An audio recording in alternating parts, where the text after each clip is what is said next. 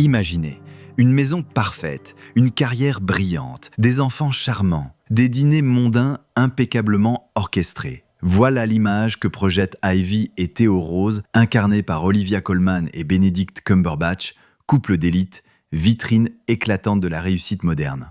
Mais derrière le vernis, derrière les sourires aux dents serrées, gronde une tempête. Et ce qui se joue dans la guerre des roses, ce n'est pas seulement l'effritement d'un mariage, c'est une descente en enfer, tragique et hilarante, où l'amour se transforme en champ de bataille.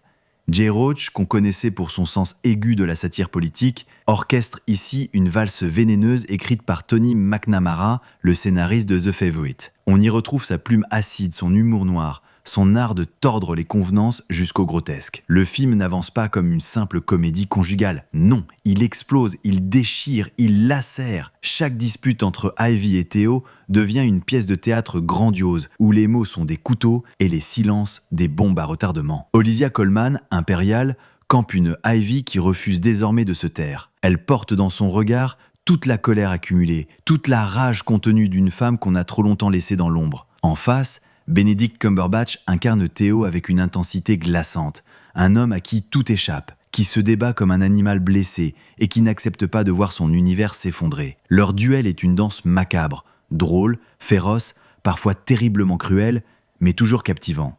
Ce qui frappe, au-delà des performances, c'est la mise en scène.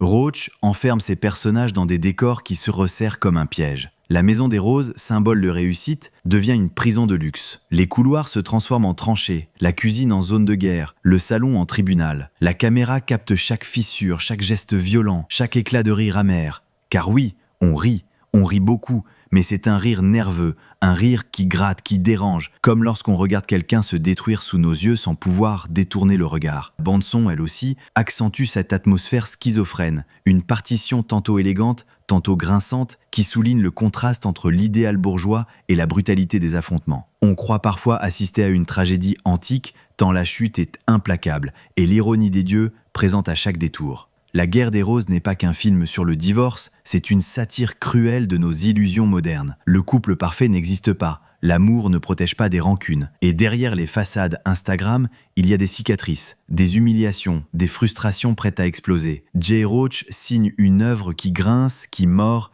et qui amuse autant qu'elle inquiète.